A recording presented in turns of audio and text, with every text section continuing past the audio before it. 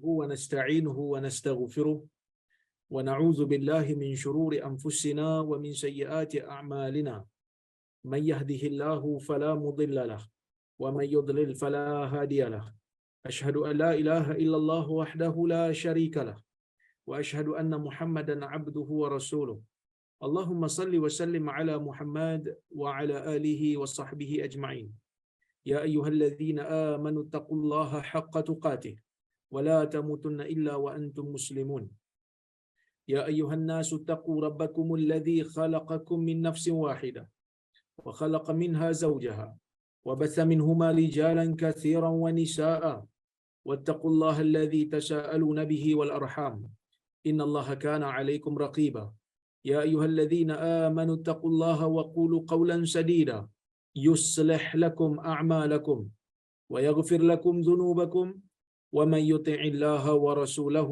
فقد فاز فوزا عظيما فإن أصدق الحديث كتاب الله وخير الهدي هدي محمد وشر الأمور محدثاتها وكل محدثة بدعة وكل بدعة ضلالة أما بعد muslimin dan muslimat yang dirahmati oleh Allah Subhanahu wa taala sekalian, alhamdulillah pada hari ini kita dapat bersama-sama berhimpun sekali lagi dalam kuliah Zoom ini untuk kita sambung semula perbincangan kita menggunakan kitab yang ditulis oleh Al-Imam Al-Bukhari iaitu Al-Adabul Mufrad. Pertamanya saya mohon kemaafan juga kerana saya sedikit terlewat, ya, kerana disebabkan oleh kesesakan lalu lintas saya baru sampai ke Kuala Lumpur hari ini. Alhamdulillah. Jadi kita nak sambung balik kuliah kita membaca kitab Al-Adabul Mufrad ini. Kita akan sambung pada bab yang ke-73. Nah, siapa yang ada buku boleh tengok bab yang ke-73, babun fadlu may ya'ulu yatima. Bab pada membicarakan berkaitan dengan kelebihan orang yang menanggung anak yatim. Kata Al-Imam Al-Bukhari rahimahullah pada hadis yang ke-131, haddatsana Ismail qala haddatsani Malik an Thawr ibn Zaid an Abil Ghais an Abi Hurairah radhiyallahu anhu 'anil Nabi sallallahu alaihi wasallam as-sa'i 'ala al-armalah wal masakin kal mujahid fi sabilillah wa kalladhi yasumu an-nahar wa yaqumu al-lail. Hadis riwayat Al-Imam Al-Bukhari, ya, di dalam Sahih Bukhari juga dalam Kitabul Adab. Hadis ini juga riwayat Imam Muslim dalam Kitab Az-Zuhud. Yang mana maksudnya Al-Imam Al-Bukhari mengatakan Ismail telah menyampaikan kepada kami. Dia mengatakan Malik telah menceritakan kepada kami daripada Thawr bin Zaid, daripada Abul Ghais, daripada Abi Hurairah radhiyallahu anhu, daripada Nabi sallallahu alaihi wasallam, as-sa'i 'alal armalah wal masakin. Nabi mengatakan orang yang berusaha membantu armalah, orang yang berusaha membantu balu yang tidak mempunyai suami, balu yang kematian suami, wal masakin, dan orang-orang miskin, kal mujahid fi sabilillah. Mereka ini ataupun dia ini seperti orang yang berjihad di jalan Allah. Wa kalladhi yasumun nahar wa yaqumul lail. Dan seperti orang yang berpuasa pada siang hari dan orang yang berqiyamul lail di malam hari. Inilah hadis yang Al-Imam Al-Bukhari masukkan sebagai hadis nombor 131 dan di dalam bab 73. Al-Imam Al-Bukhari bawakan hadis ni daripada Nabi sallallahu alaihi wasallam, yang mana Nabi dalam hadis ni menceritakan tentang kelebihan orang yang membantu armalah, orang yang membantu balu yang kematian suami. Balu yang kematian suami ni boleh dibantu sama ada dengan menikahinya. Kita tengok balu tu dah habis iddah dah, tak ada siapa nak bantu dia, boleh nikahi dia kalau halal, bukan mahram dia, boleh nikahi dia. Ataupun dengan hanya memberi bantuan pada dia, walaupun tak menikah dengan dia. Sekali jangan salah faham, sekali orang kata, oh kalau nak bantu armalah ni, nak bantu balu ni mesti dengan menikah. Itu salah satu cara. Tak semestinya dengan menikah. Boleh juga dengan bantu. Sebab Nabi SAW tak syaratkan bantu tu mesti dengan menikah. Itu salah satu daripada bentuk. Pernikahan adalah salah satu daripada bentuk membantu balu yang kematian suami. Sebab itu kalau kita tengok dalam hadis Nabi SAW, Nabi ini antara salah satu punca Nabi berpoligami ialah nak membantu ibu-ibu yang kematian, ibu-ibu tunggal yang kematian suaminya, iaitu balulah. Wal masakin, dan juga orang-orang miskin. Cuma kalau sesiapa yang agak teliti di dalam membaca teks hadis ini, dia akan dapati hadis ni tak cerita pun pasal anak yatim. Sedangkan tajuk letak bab kelebihan membantu ataupun memberi makan ataupun menanggung anak yatim. Tiba-tiba dekat hadis tak cerita pasal anak yatim. Macam mana ni? Sebab itu kita kena perhati betul-betul. Sebab kadang-kadang pandangan Al-Imam Al-Bukhari, cara Imam Bukhari tengok sesuatu riwayat ni dia unik. Dia orang kata dia lahu nazarun thaqib. Imam Bukhari ni mempunyai pandangan yang halus, yang detail. Jadi bila kita tengok sebenarnya dikata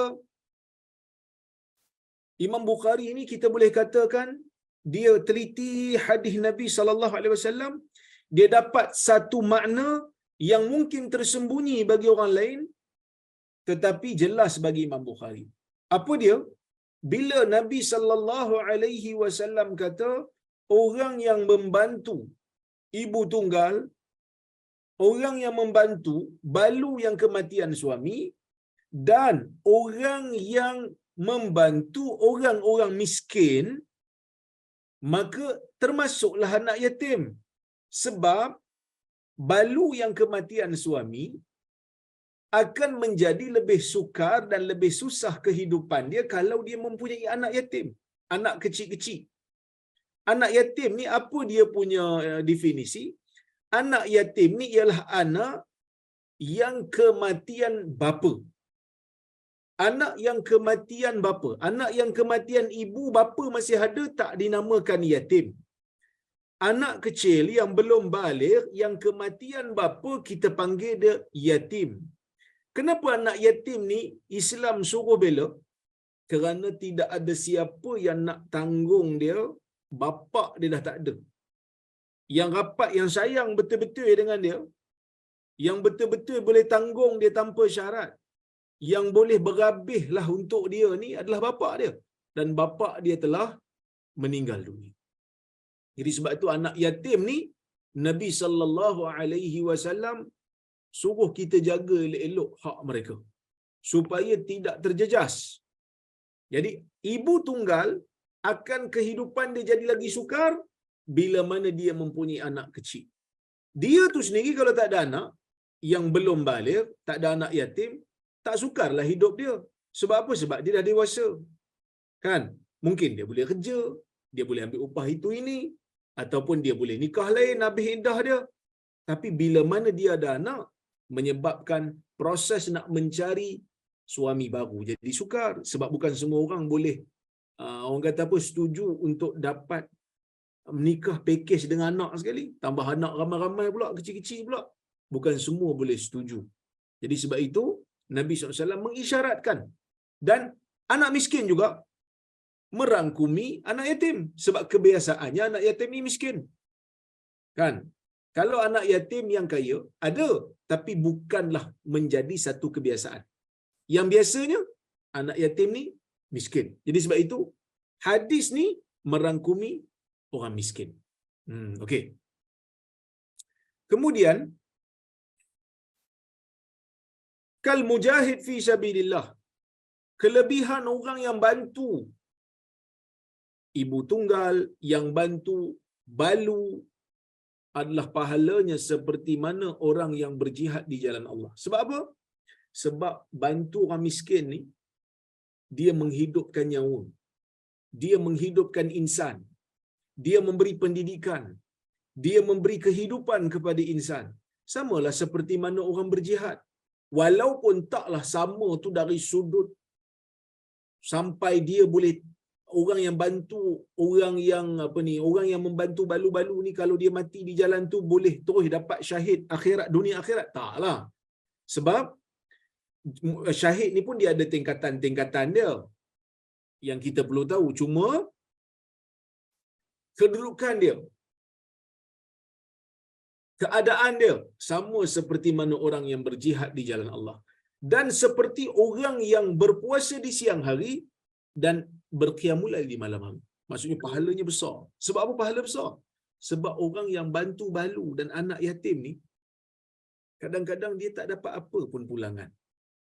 Kadang-kadang dapat maki orang lain adalah dituduh sebagai orang yang ambil kesempatan, dituduh sebagai orang yang curi dana dan curi duit. Jadi kadang-kadang kita yang nak berkhidmat dengan orang miskin ni, nak berkhidmat dengan anak yatim dan balu-balu ni, difitnah dengan pelbagai fitnah.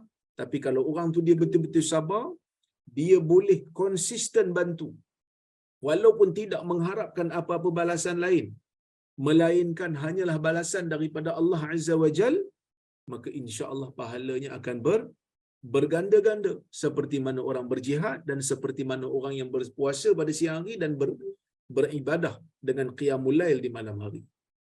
Hadirin mukminin dan mukminat yang dirahmati oleh Allah Subhanahu wa taala sekalian.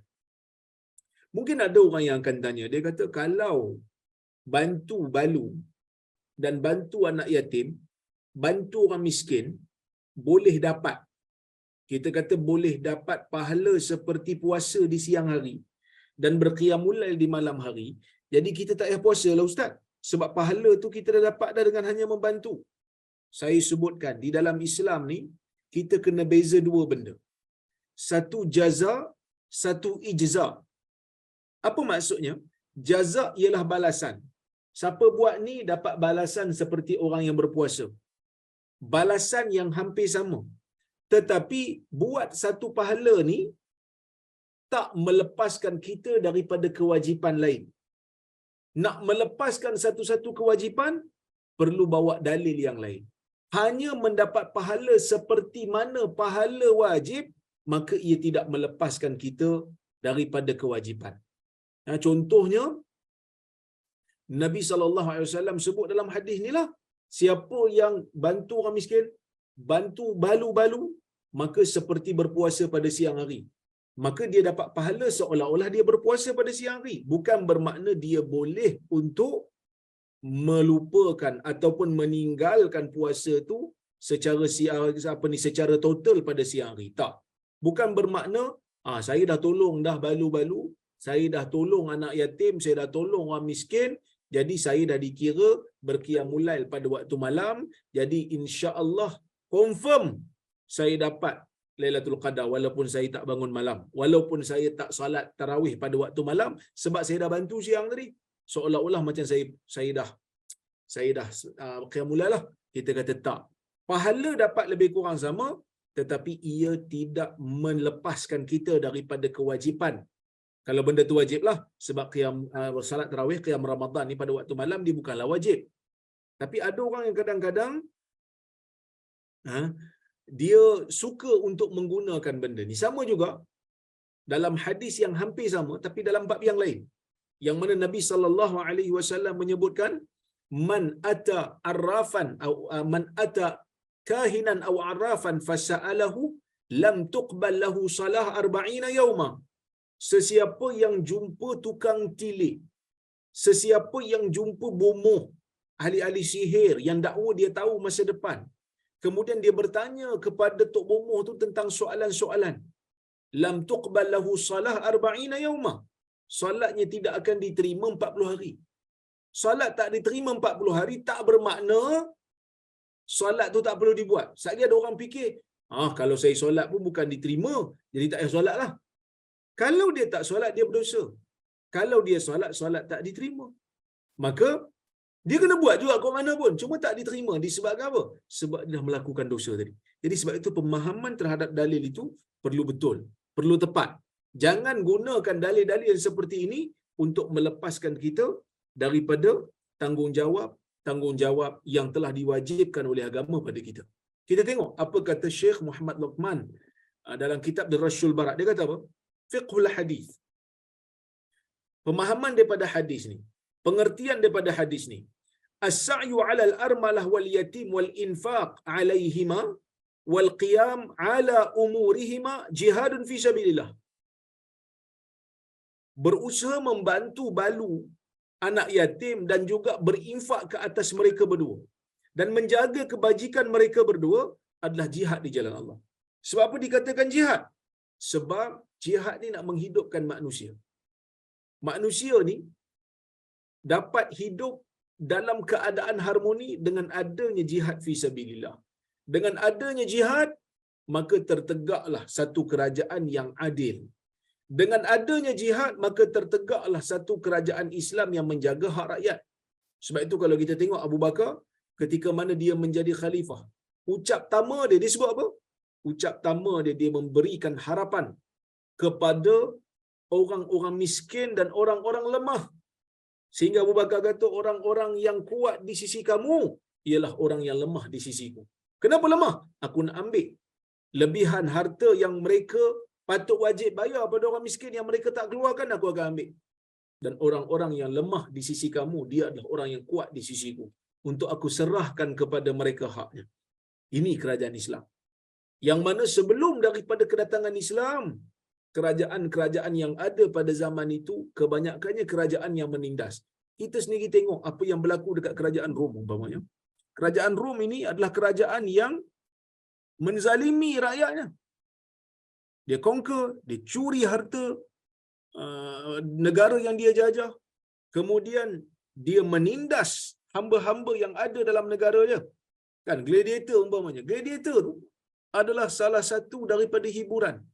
Hiburan mereka melihat hamba-hamba dibunuh dan ditumpahkan darah. Boleh enjoy tengok orang kena bunuh, hamba kena bunuh. Tetapi di dalam Islam, Islam tak mengajar begitu. Islam tidak membenarkan penganutnya untuk membunuh orang tanpa ada sebab yang munasabah, tanpa ada sebab yang syar'i. Bahkan Islam suruh kita memberi makan kepada hamba, walaupun dia hamba, tapi kena bagi makan. Wa yut'imuna at-ta'ama 'ala hubbihi miskinan wa yatiman wa asira. Mereka memberi makan walaupun mereka sayang makanan mereka. Mereka beri makan miskina wa yatima, mereka memberi makan kepada orang miskin. Mereka memberi makan kepada anak yatim. Wa asira, dan juga mereka memberi makan kepada tawanan-tawanan perang, iaitu hamba-hamba mereka. Jadi tuan-tuan dan puan-puan rahmati Allah oleh Allah Subhanahu wa taala sekalian, ini merupakan perkara yang diajar oleh agama untuk kita menghidupkan manusia. Untuk kita menghidupkan kehidupan manusia. Anak yatim ni orang yang lemah. Tak ada siapa nak bela kadang-kadang. Tak ada siapa nak ambil penting. Kadang-kadang orang menganggap mereka ni golongan yang menyibuk, golongan yang menyusahkan. Tetapi Islam ambil.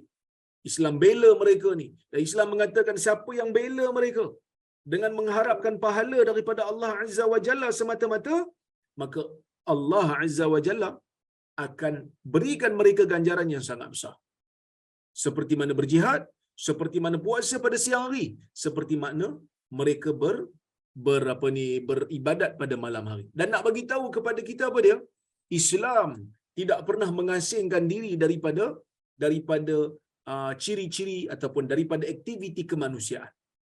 Bukan dinamakan Islam bagi orang yang hanya duduk di atas sejadah, di atas tikar sejadah, tetapi umat dia berada dalam keadaan kelaparan sedangkan dia cukup makan. Bukanlah yang dinamakan Islam yang sebenar-benarnya apabila seseorang itu berada dalam keadaan kekenyangan, tetapi anak-anak yatim yang berada di bawah pemerintahan dia ataupun di bawah kuasa dia dalam keadaan tidak ada makanan nak makan. Sebab itu kita melihat Umar bin Khattab radhiyallahu anhu sangat-sangat sensitif. Kalau dia makan sedap, rakyatnya tak dapat makan. Umar sangat sensitif masalah ni. Oleh kerana itulah Islam mengajar kita untuk menjadi manusia. Bahkan puasa ni pun tuan-tuan mengajar kita untuk jadi manusia. Manusia ni Kalau dia terlalu berada di tempat yang tinggi, kadang-kadang dia lupa diri dia itu daripada tanah. Sebab tu saya suka perkataan Hamka. Hamka kata apa? Kamu berasal daripada tanah. Kamu diciptakan daripada tanah. Kamu makan hasil tumbuhan daripada tanah. Kamu makan ikan yang hidup di atas tanah, di dalam laut, yang dalam di atas tanah yang rendah. Kamu juga makan haiwan-haiwan, iaitu lembu dan juga ayam-ayam yang makan daripada tumbuhan yang hasil daripada tanah. Kamu minum daripada air yang keluar daripada tanah. Mengapa perlu bersifat langit sedangkan kamu memerlukan tanah? Kamu berasal daripada tanah.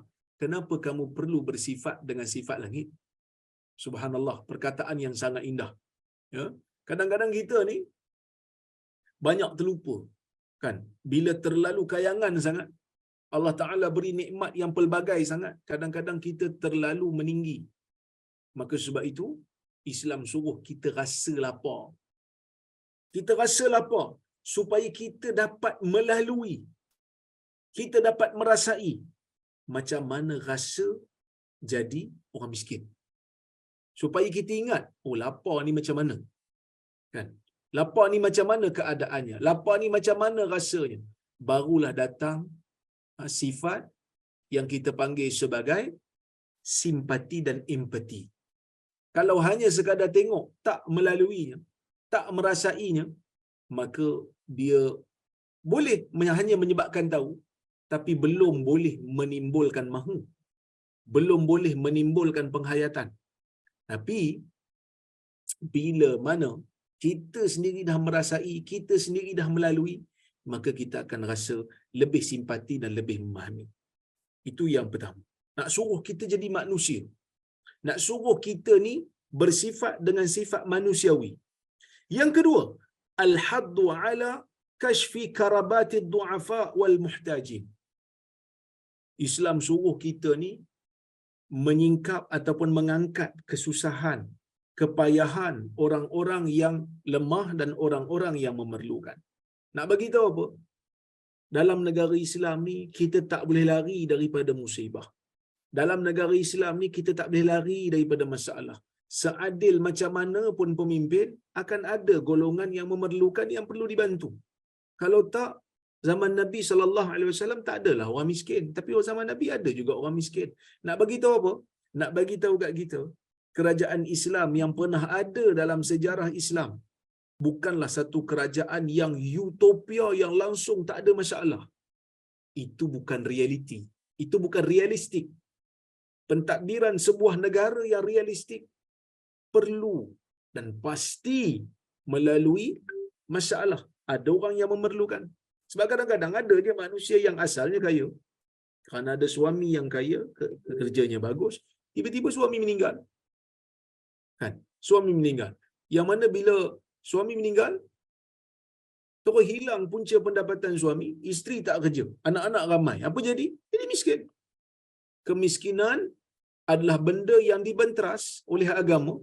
Maka sebab itu dijadikan zakat sebagai ruang untuk kita bantu orang-orang yang susah, bantu orang-orang miskin. Tapi kemiskinan ni akan lenyap secara forever and ever. Tak mungkin. Kerana kemiskinan itu kalau hilang di sini akan muncul di sana. Hilang di sana akan muncul balik di sini. Tapi kita cuma boleh kita cuma boleh untuk kawal. Kita hanya boleh bantu supaya dapat mengurangkan kemiskinan tersebut. Sebab Allah Ta'ala sebut dalam Al-Quran, wa fi amwalihim haqqul lisaili wal mahrum. Di dalam harta-harta mereka terdapat hak untuk orang miskin yang meminta-minta dan orang miskin yang tidak meminta-minta. Orang kaya ada tanggungjawab. Tanggungjawab orang kaya ialah untuk memberi bantuan, memberikan sumbangan kepada orang miskin.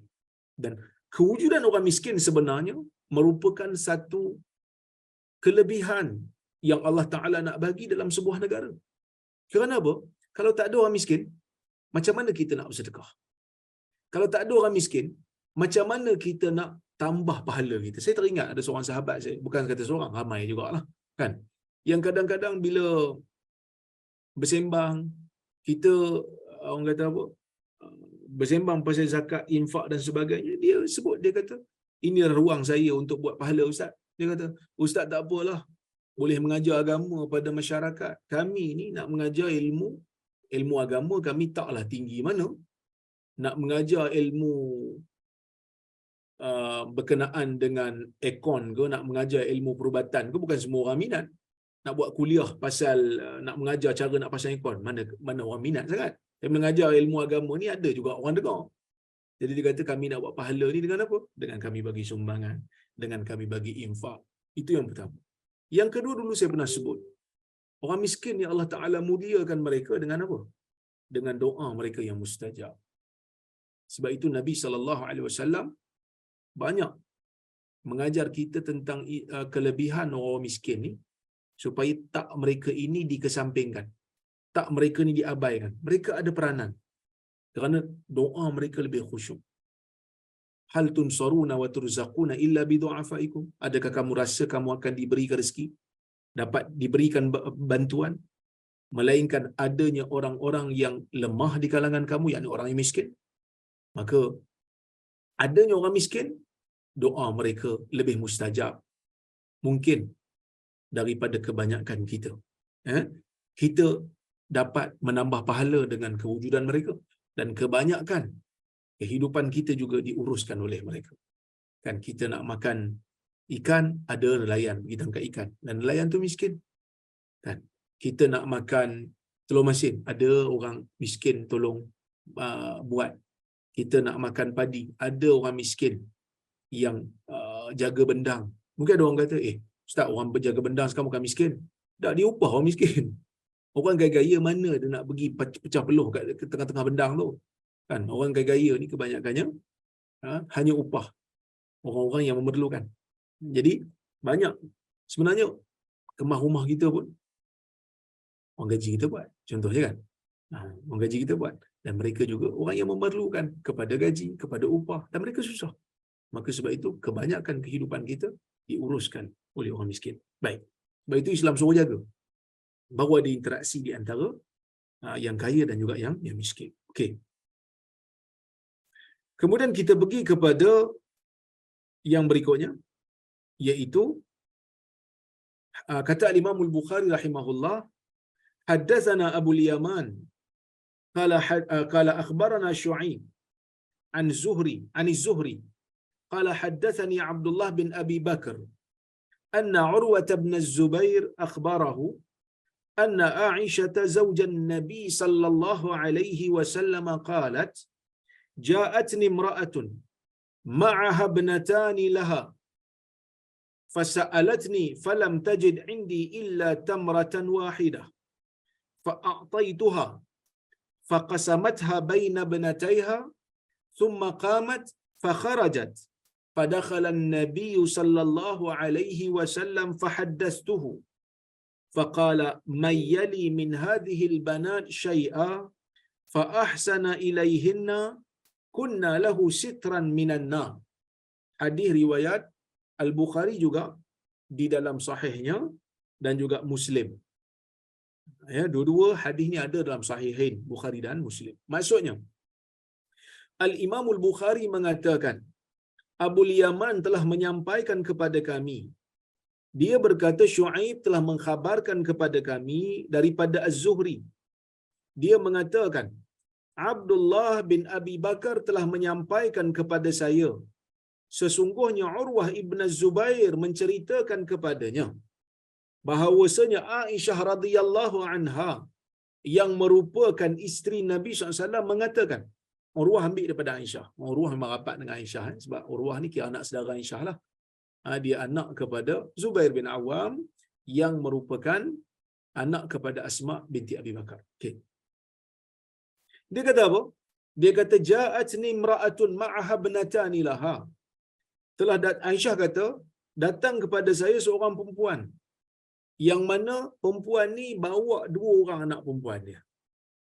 datang kepada saya seorang gadis, seorang perempuan, seorang wanita bawa dua anak perempuan.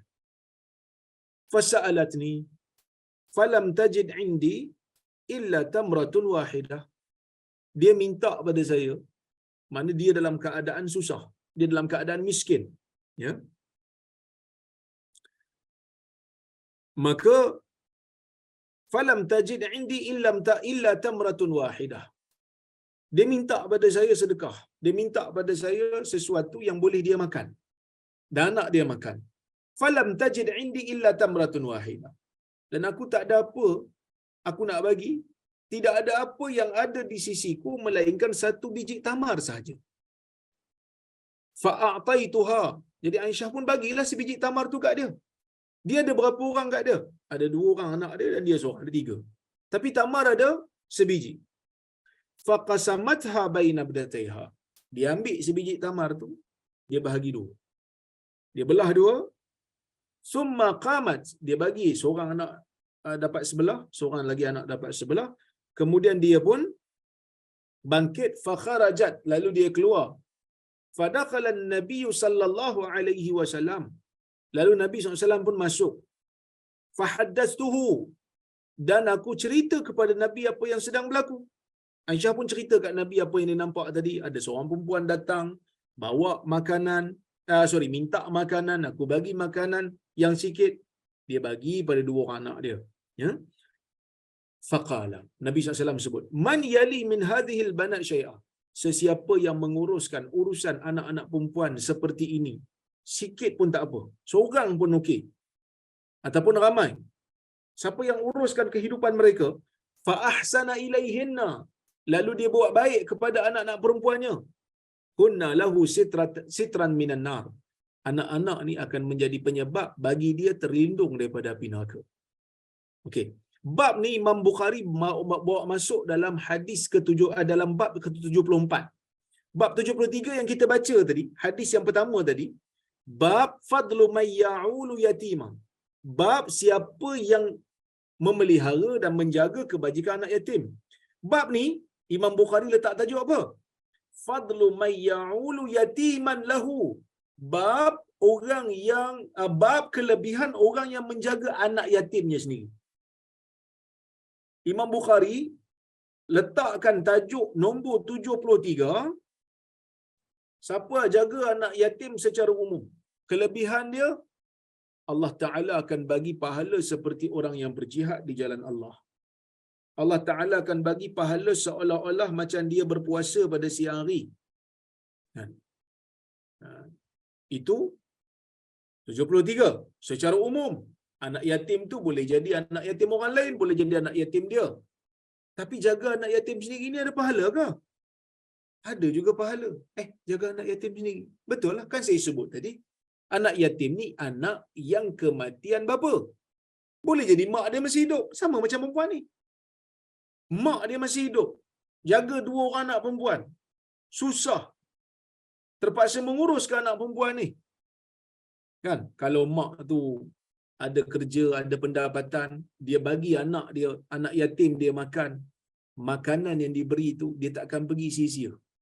Dia akan dikira sebagai pahala di sisi Allah Azza wa Jalla, yang Allah Ta'ala Allah Subhanahu wa Ta'ala akan balas semula dengan ganjaran syurga. Sebab itu Nabi SAW kata apa? Ketika mana perempuan ni bagi pada anak dia, anak yatim tu, suami dia tak ada, suami dia dah meninggal dunia. Ini yang Imam Bukhari faham. Nabi kata siapa yang menguruskan apa saja urusan untuk anak-anak yatim yang perempuan ni, lalu dia buat baik kepada mereka semua, anak-anak yatim yang perempuan ni akan menjadi penyebab untuk Allah Ta'ala halang neraka daripada mak dia. Hadis ni sebenarnya kita dah baca dah, kita dah hurai panjang dah tahun lepas, sebelum kita baca buku metodologi memahami hadis, iaitu pada hadis nombor 89, kalau tuan-tuan ingat lagi lah, dalam bab nak tunjuk kasihnya ibu kepada anaknya. Tapi Imam Bukhari bawa keluar sekali lagi hadis ni di tempat ini, riwayatkan semula hadis ni dengan sanad yang berbeza di sini, kerana hadis ni mengandungi lebih daripada satu faedah. Faedah yang pertama, nak tunjuk bagaimana seorang ibu sayang pada anak dia. Sayang sungguh pada anak dia, dia tak makan pun tak apa, dia dapat bagi anak dia makan, cukup. Itu sudah membahagiakan dia. Dan hadis ni juga mempunyai faedah yang kedua, iaitu kelebihan orang yang menjaga anak yatim dia sendiri bila mana dia tidak mempunyai suami, suami dah meninggal dunia. Dia jaga anak yatim tu, kalau tak ada orang nak jaga, dia jaga. Dan penjagaan seorang ibu kepada anak yatimnya merupakan pahala yang Allah Subhanahu Wa Taala akan jadikan itu penyebab untuk dia dilindungkan daripada api neraka. Kita masuk kepada bab yang baru, iaitu 75. Babun fadlu man ya'ulu yatiman min abawaihi. Bab siapa yang menjaga anak-anak yatim daripada kedua ibu bapanya. Okey, maksudnya dia ni tak ada ibu, tak ada ayah. Kita tolong jaga terus anak yatim tu. Tengok. Hadis nombor 133. Kata Imam Al-Bukhari, haddatsana Abdullah ibn Muhammad. Qala haddatsana Sufyan ibn Uyainah. An Safwan, qala haddatsatni Unaisah an Ummi Sa'id ibn Murrah al-Fihri. An abiha an Nabi sallallahu alaihi wasallam, ana wa kafilul yatim fil jannah kahatain atau kahadhihi min hadhihi. Syakka Sufyan fil wusta wallati talil ibham. Yang bermaksud, Al-Imam Al-Bukhari mengatakan Abdullah bin Muhammad telah menyampaikan kepada kami. Dia berkata Sufyan bin Uyainah telah menyampaikan kepada kami daripada Safwan. Safwan mengatakan Unaisah telah menyampaikan kepada kami daripada Ummu Sa'id binti Murrah al-Fihri, daripada ayahnya, daripada Nabi sallallahu alaihi wasallam, yang mana Nabi bersabda, ana wa kafilul yatim fil jannah kahatain. Aku bersama dengan orang yang menjaga anak yatim di dalam syurga seperti ini. Aku bersama dengan orang yang jaga anak yatim seperti ini. Ya. Wa farraja bainahuma. Dalam riwayat Bukhari disebut Nabi jarakkan sedikit. Seperti ini. Ya. Au kahazihi min hadhi, ataupun seperti ini ke sini. Okey. Sufyan berlaku syak pada jari tengah dan jari sebelah ibu jari ini. Kan?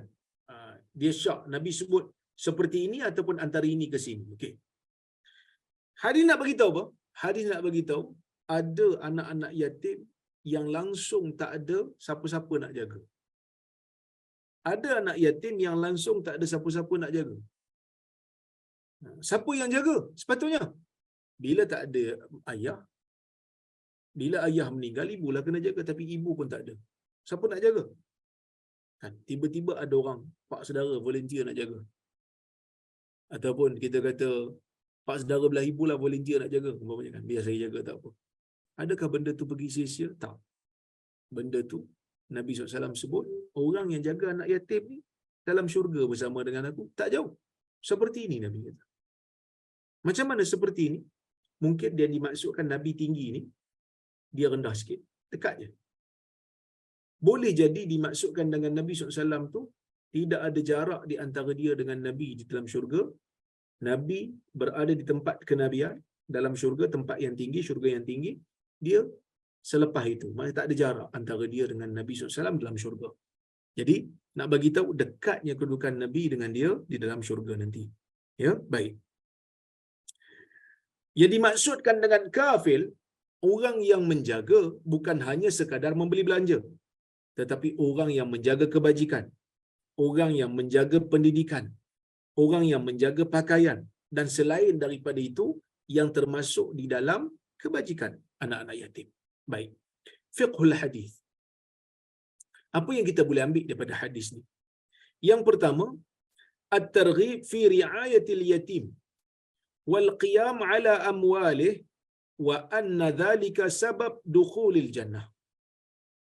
Targhib fi ri'ayatil yatim. Hadis ni nak suruh kita ni, nak galakkan kita supaya kita ni jaga anak yatim, wal qiyam ala amwalih, dan juga kita betul-betul menjaga urusan hartanya. Kita jaga harta anak yatim. Kalau dia ada harta, kita jaga. Sebab anak yatim ni anak yang belum balik, dia tak tahu nak jaga harta. Jadi kita jaga harta itu, kita uruskan dengan baik supaya dia tak membazir. Wa anna dzalika sababu dukhulil jannah. Yang kita buat tu bukan kita nak dapat balasan apa pun. Kita nakkan pahala daripada Allah, itu penyebab untuk kita masuk ke dalam syurga. Baik. Yang kedua, fihi isyaratun ila anna baina darajatin Nabi SAW wa kafilil yatim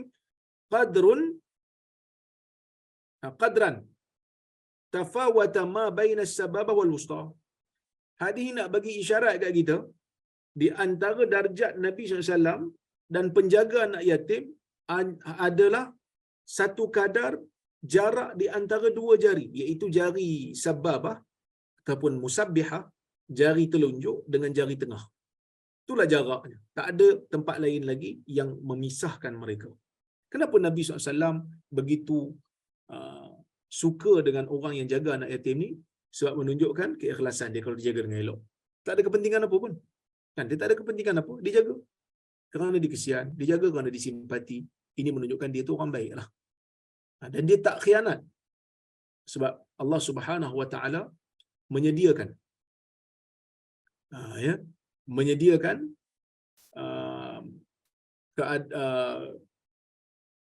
azab yang sangat pedih bagi orang yang menipu harta anak yatim.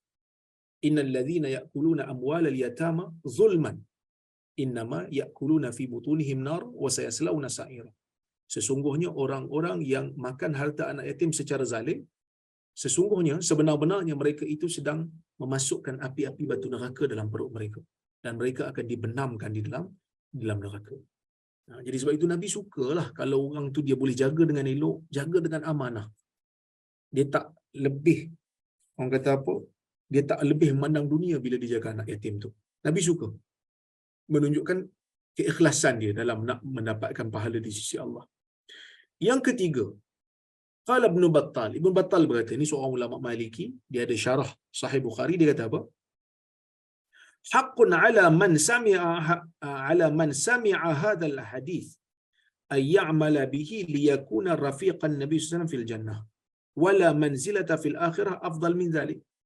Menjadi satu kemestian bagi orang yang mendengar hadis ini untuk dia beramal dengan hadis ini. Kalau dia ada anak yatim yang dia boleh jaga, jagalah. Jangan abaikan. Walaupun dia bukan ibu kepada anak yatim tu. Anak yatim tu kira kerabat dia, mungkin kerabat jauh, dia jaga. Kerana nanti dia akan menjadi teman Nabi SAW di syurga yang tidak ada tempat yang terbaik selain daripada itu. Ya? Baik, kita pergi kepada hadis yang berikutnya, iaitu hadis yang ke-134, bab yang sama. Kata Al-Imam Al-Bukhari rahimahullah, haddatsana Amr bin Muhammad qala haddatsana Hushaym qala akhbarana Mansur anil Hasan anna yatiman kana yuhdiru ta'am ibn Umar fada'a bi ta'amin zati yawmin fada'a bi ta'amin zata yawmin fatalaba yatimahu falam yajidhu faja'a ba'dama faragha ibn Umar fada'a lahu ibn Umar bi ta'amin falam yakun 'indahum faja'ahu bisawiq wa 'asal faqala dunaka hadha fawallahi ma ghubinta yaqulu al-Hasan wa ibn Umar ma wallah ma ghubin. Kata Al-Imam Al-Bukhari rahimahullah, Amr bin Muhammad telah menyampaikan kepada kami. Dia mengatakan Hushaym telah menyampaikan kepada kami. Hushaym kata Mansur telah mengkhabarkan kepada kami daripada Al-Hasan. Sesungguhnya anak yatim, ada seorang anak yatim sentiasa mendatangi makanan Ibnu Umar. Maksudnya ada seorang anak yatim ni, waktu Ibnu Umar makan, dia selalu datang. Kenapa dia datang? Dia datang nak makan dan Ibnu Umar memang bagi dia makan. Ya. Kebiasaannya macam tu. Ibnu Umar ni bila nak makan, anak yatim ni akan datang ke Ibnu Umar. Mungkin dia tahu Ibnu Umar ni orang yang saleh, Ibnu Umar akan bagi. Maka dia selalu datang makan bersama dengan Ibnu Umar. Fada'a bi ta'amin dhata yaumin. Pada satu hari Ibnu Umar ni bawalah makanan. Dia bawa makanan untuk dia makan pada satu hari. Fatalaba yatimahu falam yajidhu. Dia panggil anak yatim yang selalu datang jumpa dia. Bila Ibnu Umar datang nak makan, bila Ibnu Umar nak makan, dia datang. Kali ni Ibnu Umar betul-betul nak makan. Ibnu Umar pergi cari dia. Tak jumpa. Falam yajidhu, tak jumpa. Faja'a ba'dama faragha Ibnu Umar. Tapi anak yatim ni datang juga. Dia datang lambat.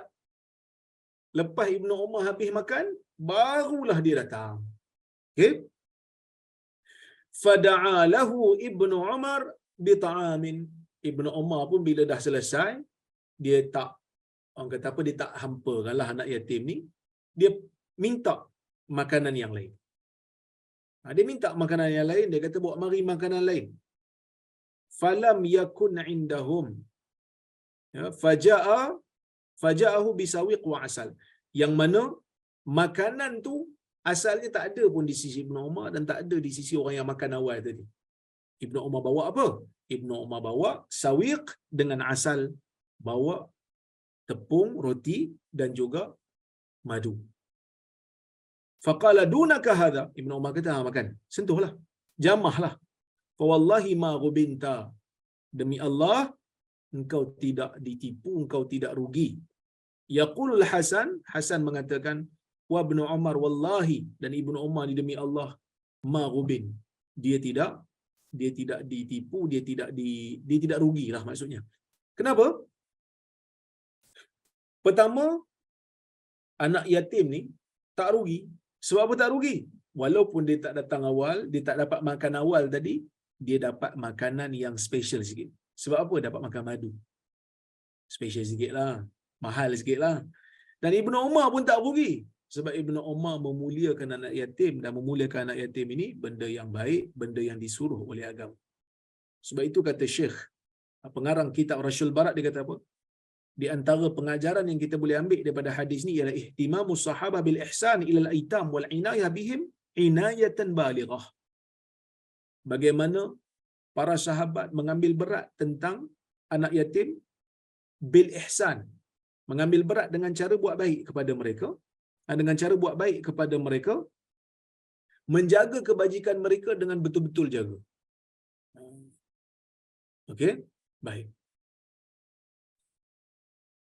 Itu yang disebutkan dalam hadis ni, bagaimana Ibnu Umar dia tak makan melainkan anak yatim akan dimuliakan di sisi dia. Sebab tu kadang-kadang kita malu jugalah bila tengok para sahabat Nabi ni, mereka bersungguh. Walaupun mereka ni sebenarnya mulia, hebat dah mereka ni, tapi tetap mereka berlumba-lumba dalam nak mencari pahala, yang kadang-kadang menyebabkan kita rasa segan. Kita rasa malu nak tengok balik amalan-amalan kita. Ya. Baik, kita pergi kepada 135, hadis 135. Kata al-Imam al-Bukhari, haddatsana Abdullah bin Abdul Wahhab qala haddatsani Abdul Aziz bin Abi Hazim qala haddatsani Abi qala sami'tu Sahal ibn Sa'ad an Nabi sallallahu alaihi wasallam qala ana wa kafilul yatim fil jannah hakadha wa qala bi isbi'aihi sababah wal wusta. Ini hadis lebih kurang sama macam hadis yang kita baca tadi. Ya. Maksudnya Abdullah bin Abdul Wahhab telah menyampaikan kepada kami, kata Imam Bukhari, ni guru Imam Bukhari lah. Abdullah bin Abdul Wahhab telah menyampaikan kepada kami, dia berkata haddatsatni Abdul Aziz bin Abi Hazim. Dia mengatakan Abdul Aziz bin Abi Hazim telah menyampaikan kepada kami, qala haddatsani abi. Ayah saya telah menyampaikan kepada saya, qala sami'tu Sahal ibn Sa'ad. Saya mendengar Sahal ibn Sa'ad, itu sahabat Nabi SAW, meriwayatkan daripada Nabi SAW, yang mana Nabi kata, aku bersama dengan orang yang menjaga kebajikan anak yatim di dalam syurga seperti ini. Dan dia juga menunjukkan isyarat dua jarinya, iaitu jari telunjuk dan juga jari tengah. Nak bagi tahu dekatnya kedudukan anak yatim dengan orang yang menjaga, dekatnya kedudukan orang yang menjaga kebajikan anak yatim dengan Nabi SAW dalam syurga nanti. Ya, sebab Nabi itu sendiri anak yatim. Nabi itu sendiri anak yatim. Cuma ada beza pendapat di kalangan ulama-ulama sirah. Ada yang kata Nabi lahir, ayah dia masih ada, cuma wafat sebelum ayah Nabi SAW wafat sebelum Nabi balik. Tetapi pandangan yang masyhur, majoriti ulama sirah mengatakan Nabi lahir-lahir memang ayah dia dah meninggal dunia dah. Ya? Baik.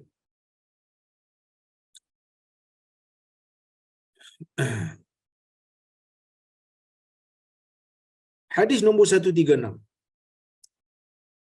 Kata Imam Al-Bukhari, haddatsana Musa qala haddatsana Al-Ala bin Khalid bin Wardan qala haddatsana Abu Bakar ibn Hafs anna Abdullah kana la ya'kulu ta'aman illa wa ala khiwanihi yatim.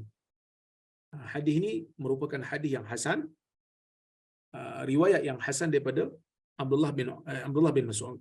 Kata Imam Al-Bukhari, Musa telah menyampaikan kepada kami. Dia berkata Al-Ala bin Khalid bin Wardan telah menyampaikan kepada kami, dan dia mengatakan Abu Bakar telah menceritakan kepada kami, Abu Bakar bin Hafs telah menceritakan kepada kami, Abdullah bin Mas'ud tidak pernah makan apa-apa makanan melainkan yang bersama dengan dia. Ya, yang bersama dengan dia di atas pinggan dia tu mesti ada anak yatim seorang. Nak bagi tahu dia sangat-sangat memuliakan anak-anak yatim. Dia tak makan makanan melainkan makanan itu dikongsi dengan seorang anak yatim paling kurang. Cari anak yatim. Nak bagi tahu apa? Bersungguhlah. Bersungguh dia tu nak memuliakan anak yatim, mungkin kerana dia nak mengamalkan ajaran yang diajar oleh Nabi SAW, nak memasukkan diri dia dalam kelebihan hadis yang Nabi kata ana wa kafilul yatim yang kita baca tadi. So kita ada hadis daripada Nabi SAW, kita ada praktikal daripada sahabat. Nak bagi tahu kat kita, sahabat ni bukan hanya meriwayatkan hadis semata-mata, sahabat juga amalkan isi kandungan hadis yang mereka riwayatkan. Sebab itu Ibnu Umar tak akan makan melainkan anak yatim akan datang kepada makanan dia dan Ibnu Umar akan makan sekali. Sehingga kan satu ketika anak yatim tu terlambat datang. Makanan dah habis dah. Patut kalau kita sebut je lah, sorry lah makanan dah habis, datang esok sepatutnya lah kan. Tapi Ibnu Umar kata jangan risau, kau tak rugi walaupun kau lambat hari ni. Ibnu Umar beli makanan yang special lagi, siap ada madu lagi untuk dia kan. Ibnu Umar pun tak rugi jugalah, sebab dia akan dapat pahala, dah akan dapat ganjaran. Begitu juga dengan Abdullah bin Mas'ud, dia tidak makan melainkan di makanan dia tu kongsi bersama anak-anak yatim. Di situ ada dua sunnah yang dapat dimanfaatkan, dua sunnah yang dapat diterapkan. Yang pertama, memuliakan anak yatim, membantu anak yatim sehingga kebajikan mereka terpelihara seperti mana hadis yang kita sebut tadi. Yang kedua, berhimpun untuk makan. Nabi SAW suka kita ni bila nak makan kita berhimpun sama-sama. Siapa-siapa yang nak makan, mari makan sekali. Jangan makan seorang-seorang. Sebab tu ada yang mengadu tak cukup makanan, yang ni mengadu tak cukup makanan. Nabi kata mungkin kamu tak makan sekali kot. Sebab kalau makan seorang-seorang ni, dia tak ada unsur keberkatan, kongsi tu tak ada. Makan seorang-seorang ni, dia nak lepaskan tengkuk dia, dia nak lepaskan tekak dia aja. Tapi kalau makan sama-sama, dia ada consideration. Nak ambil yang ni segan, takut ni tak makan lagi, so dia ambil sikit-sikit. Lama-lama kenyang. Keberkatan itu akan muncul apabila berhimpun pada makanan. So dua sunnah dapat diterapkan. Sunnah menjaga anak yatim satu, sunnah menjaga kebajikan anak yatim satu, dan sunnah menjaga adab makan, iaitu makan berhimpun. Makan berhimpun, iaitu berkumpul pada makanan supaya makanan itu bertambah berkat. Wallahu a'lam. Jadi itulah sedikit yang saya boleh sampaikan untuk hari ini. Mudah-mudahan ada manfaat untuk kita bersama. Sekejap saya letakkan nota sikit supaya kita ingat kita berhenti di mana.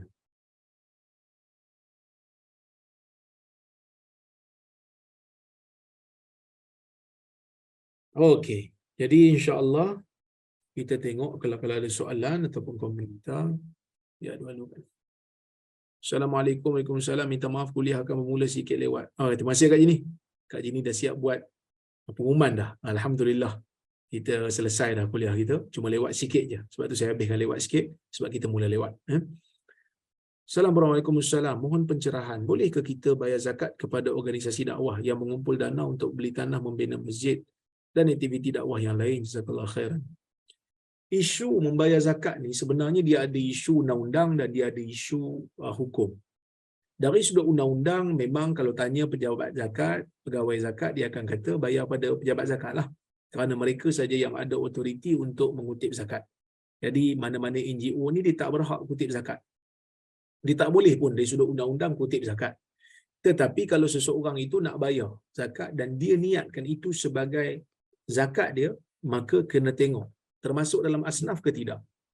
Nah, kalau katalah seorang ni dia nak bayar zakat tapi tak melalui pusat zakat, dia nak pergi bayar pada orang miskin direct. Zakat dia sah ke tak sah? Zakat dia sah kalau yang dia bagi tu betul-betul orang miskin. Jadi, kalau dia nak bayar zakat, kena pastikan zakat itu termasuk dalam asnaf. Di antara asnaf yang popular di zaman ni adalah asnaf fisabilillah. Asnaf fisabilillah ni ialah asnaf pembangunan kerja-kerja Islam. Dakwah dan sebagainya ni masuk dalam fisabilillah. Jadi, buat sekolah untuk orang belajar agama supaya dapat mewujudkan ataupun melahirkan pendakwah-pendakwah yang hebat pada masa akan datang, termasuk dalam asnaf fisabilillah menurut kebanyakan ulama moden hari ini. Walaupun zaman dulu ramai ulama tak setuju kerana mereka menganggap fisabilillah ni jihad, berperang. Tapi waktu ni kita tak berperang. Jadi kita halakan kepada pembangunan Islam. Halakan kepada aktiviti dakwah. Yang mana kadang-kadang aktiviti dakwah menggunakan duit zakat, dakwah yang secara aman ni mungkin lebih berkesan di zaman ni daripada berperang. Jadi boleh termasuk dalam asnaf fisabilillah menurut tafsiran kebanyakan ulama moden pada hari inilah. Tapi saya tak nafikan ada yang tak setuju juga. Tapi kebanyakannya ulama di Malaysia ni setuju dimasukkan di bawah asnaf fisabilillah. Okay. Salam Dr. Waalaikumsalam. Harap Dr. sihat. Alhamdulillah saya sihat. Dalam sejarah hidup Rasulullah SAW, berapa lama hidup dalam kemiskinan, tak cukup makanan, nampak macam banyak hadis berkait dengan masa kemiskinan. Ada satu saja tambahan dalam rumah, for example. Jazakallahu khair. Wa antum jazakumullahu khair. Sebenarnya Nabi ni tak miskin. Sebab tu Nabi berdoa kepada Allah Subhanahu Wa Taala, Allahumma inni a'udzubika minal kufri wal faqr. Ya Allah, aku berlindung dengan kamu daripada kekufuran dan kefakiran. Nabi tak fakir. Habis itu kenapa rumah Nabi ni selalu tak berasap? Kenapa Nabi makan tamar yang orang kata apa, dakal, tamar yang keras-keras? Kita kata apa saja yang sampai kat Nabi, Nabi akan sedekahkan. Nabi tak simpan. Nabi akan sedekahkan. Jadi mungkin waktu orang ni datang, Nabi dah sedekah banyak dah. Yang tinggal cuma ada sebiji je. Nah, jadi bukanlah Nabi tu orang miskin sehingga merempat. Tak, ada makanan. Cuma makanan Nabi tu tak mewah. Nabi sederhana hidupnya. Kerana Nabi SAW lebih memilih dunia, Nabi lebih memilih akhirat berbanding dunia. Wallahu a'lam. Itu je soalan yang ada. Jadi insya-Allah kita jumpa di lain masa. Saya ucapkan terima kasih banyak kepada yang hadir pada petang ini. Saya ucapkan terima kasih juga kepada Global Ihsan, tim Global Ihsan, Kak Jini, Dr. Azmi, Ustaz Reza dan yang lain-lain lagi. Moga-moga Allah Ta'ala berkati usaha mereka. InsyaAllah kita jumpa pada minggu hadapan jika ada kesempatan dan waktu. Saya berhenti di sini dulu. Minta maaf terkasar bahasa tersilap kata. Qul qawli hadha wa astaghfirullahal azim li wa lakum. Wassalamualaikum warahmatullahi wabarakatuh.